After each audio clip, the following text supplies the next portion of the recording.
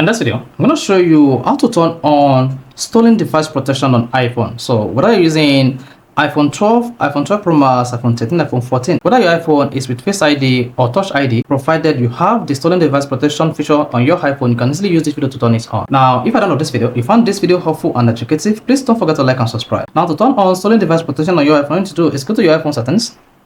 On the settings page, just scroll down and click on Face ID and passcode. So if your iPhone is using Touch ID, then click on Touch ID and passcode. Once you selected that, go ahead and type in your iPhone passcode to unlock the page. Once this is unlocked, now scroll down and click on Stolen Device Protection. You can see I have my Stolen Device Protection turned on. Then you want to make sure you enable this feature on your iPhone. So once that feature is enabled, your iPhone stolen device protection will be enabled. So this is how you can easily turn on or enable stolen device protection on iPhone. If this is helpful and educative, please don't forget to like and subscribe.